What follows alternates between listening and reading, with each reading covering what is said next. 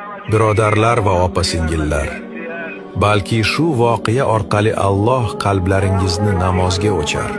Chunki har qanday soniyada kech bo'lishi mumkin va bu videoni namoz o'qimaydiganlarga yuboring. Bu voqea Salim ismli bir yosh yigit haqida. U bolaligida namoz o'qirdi. Azonni tinglashni yaxshi ko'rardi. Ammo ulg'aygan sari namozdan uzoqlashdi va butunlay namozni tark qildi. U derdi: Alloh uchun mening ruku va sajdalarim muhim emas. U uchun mening ruhim muhim. Men ruhim bilan pokman.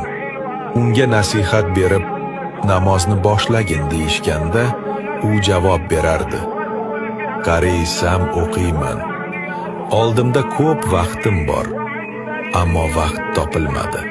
Bir kuni u uxlab tush ko'radi. Tashqarida azon o'qilmoqda.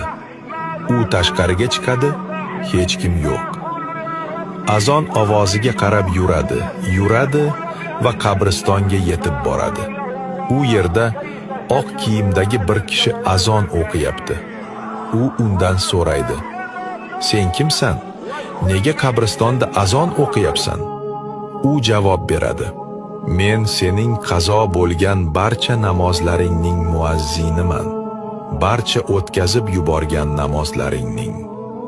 Men keldim senga aytishga.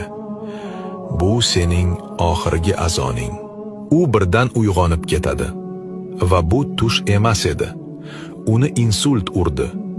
U yaqinlariga hech narsa ayta olmasdi, faqat eshitardi. Ko'zida yosh bilan anglab yetdi. Hatto hozir turib tahorat ham ola olmaydi. Tahorat bilan ham turib bo'la olmaydi. U faqat bitta narsani orzu qilardi. Bitta rakatni.